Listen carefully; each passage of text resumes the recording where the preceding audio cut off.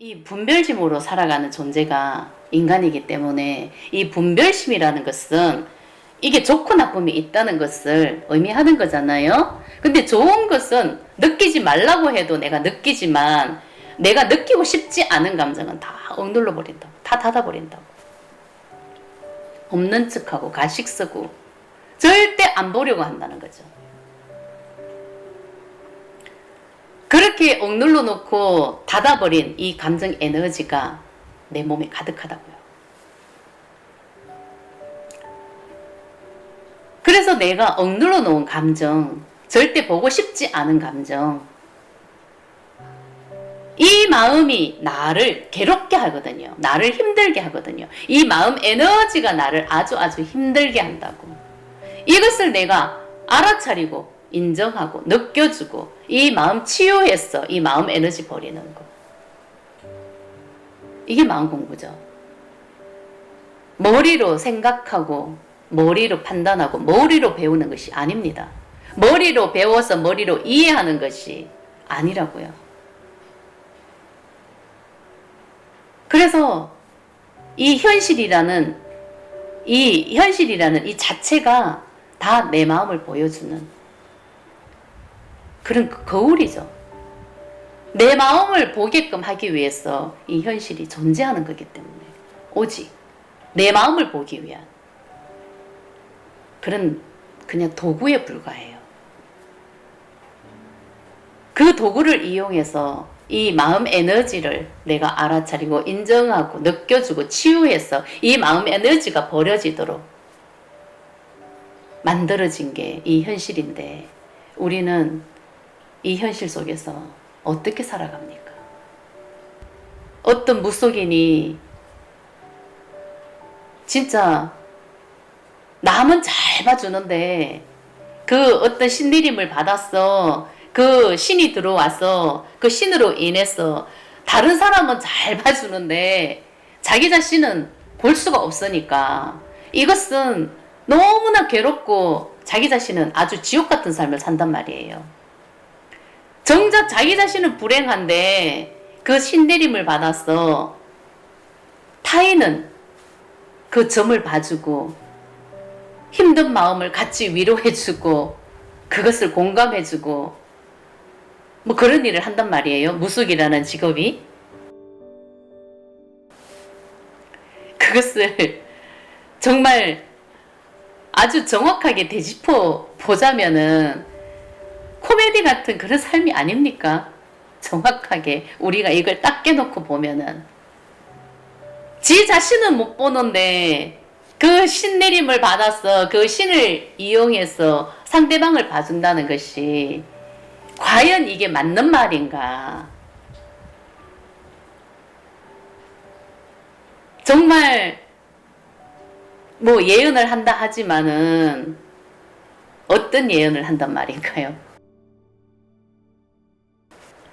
땅이 언제 팔리는지, 뭐 집이 언제 팔리는지, 남편이 바람을 피는지, 뭐 우리 애가 대학교에 들어가는지, 좋은 직장에 언제 들어가는지 이걸 알면은 이거는 예언을 잘하는 겁니까? 이게 예언이 맞는다고 생각을 하는 겁니까? 그게 굳이 예언을 한다고 생각을 하면 오직 그거잖아요. 나중에 좋은 사람 만나서 뭐 잘 살겠다. 결혼은 몇 살에 하겠다. 뭐 좋은 직장에 들어가겠다. 땅이 잘 팔리겠다. 좋은 집을 사겠다. 보통 이런 걸 묻지 않습니까? 딱 그냥 그런 수준이잖아요. 수준 자체가.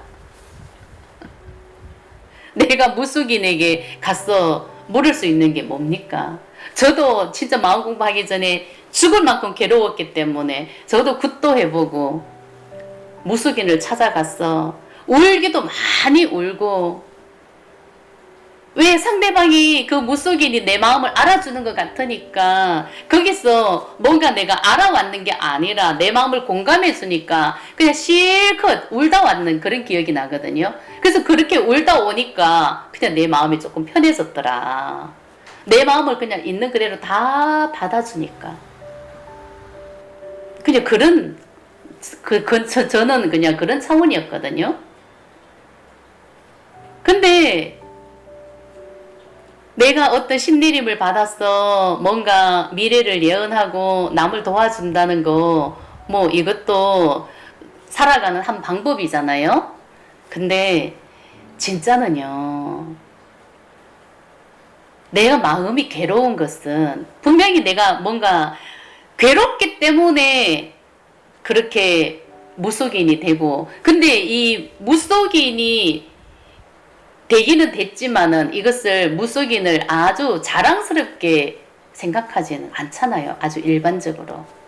할머니가 무속인이었고 아버지가 무속인이라고 생각하면 어쨌든 간에 그것을 감추려고 하지 드러내놓고 싶지는 않잖아요. 이게 숨기고 싶은 그런 의미라고요. 무속이라는 존재가 굳이 드러내놓고 싶지 않는 그런 존재잖아요. 그럼에도 불구하고 우리는 너무나 이 삶이 괴롭고 힘들 때는 무속인을 찾아갑니다. 근데 무속인이 되는 이유도 분명히 있었겠죠. 뭐 그 사람은 왜 무속인이 됐겠습니까? 분명히 그 사람 안에 사연이 있을 것이죠. 그죠? 그만큼 마음이 힘들고 괴로웠기 때문에 어쩔 수 없이 그것을 받아들이고 무속인의 길로 갔겠죠. 근데 제가 이 마음이라는 것을 공부를 해보니까 다 자기가 진짜 괴롭고 힘든 이유는 분명히 있었어요. 모든 것은 자기 판단으로 살아가지만은 진짜 내가 풀어야 될 숙제가 있거든요. 우리 인간이 풀어야 될 숙제가 있거든요. 누구나 다. 그것은 자기 자신을 깨닫는 거죠. 그 신내림을 받아서 타인의 앞길을 열어주고 타인을 위로해주고 공감해주는 거는 하는데 정작 자기 자신은 너무나 괴롭고 힘들고 괴로운 삶을 산단 말이에요. 이게 코미디 같은 삶이잖아요. 근데 그게 결코 행복하지는 않단 말이에요. 근데 그걸 어쩔 수 없이 선택해서 그런 삶을 삽니다. 그죠? 근데 진짜는 내 자신이 행복해져야 되는 거 아닙니까? 내 자신이 행복해져야 된다는 것은 나를 깨닫는 방법밖에 없는 거예요. 나 자신을 아는 것밖에 없는 거예요. 이 신내림을 받기 전에 몸이 아프고 뭐 엄청난 뭐 수많은 반응이 온다고 저도 알고 있거든요. 근데 그렇게 오는 것은 진짜 다 이유가 있더라는 거죠. 모든 것은 자기 자신을 깨닫기 위해서 세상이 존재하거든요. 자기 자신을 깨닫기 위해서. 그래서 내가 누군지를 알아야 되는 거죠. 나 자신이 누구인지. 나는 누구인가를 알아야 되는 거예요. 어떤 신이 들어와서 그 신을 이용해서 이 몸이 말을 한다는 것은 뭐 그렇지 않습니까? 이게 자기 의지와 상관없이 그 신이 들어와서 말을 막 한다는 것은 이 몸이 도구라는 얘기잖아요. 도구니까 그게 가능한 거 아닙니까? 나는 그런 말을 하고 싶지 않은데 어떤 신이 들어와서 그런 말을 한다. 그렇기 때문에 내 몸을 어떤 누가 이용하느냐에 따라서 내 삶이 달라진다. 저는 이걸 말을 하고 싶은 거예요. 신내림을 받았다는 것은 그 신이 어떤 신을 얘기를 합니까? 그 죽은 조상의 신. 죽은 조상을 얘기하는 거, 하는 거거든요. 근데 그 죽은 조상은 귀신이잖아요. 그 홀령이 들어와서 말을 해주는 거예요. 뭐 장군신, 동자신, 여러 가지 말이 있듯이. 근데 그런 죽은 홀령이 들어와서 말을 하는 게 아니라 진짜 나를 찾아야 된다는 거. 진짜 나를 찾아서 그 본성을 회복해서 그 본성의 도구가 돼야 되는 거지 죽은 홀령의 도구가 돼서는 내가 절대 행복해질 수가 없다는 거.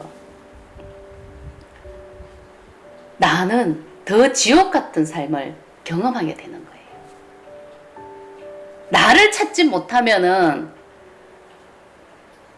다른 어떤 누구의 혼령이 들어와서 이 도구를 이용한다는 것은 그것은 최고의 불행이죠. 그 불행의 늪에서 빠져나온다는 것은 진짜 힘든 일이죠. 그런 가시밭길을 갈 게 아니라 진짜 자기 자신을 깨달아야 되는 거예요.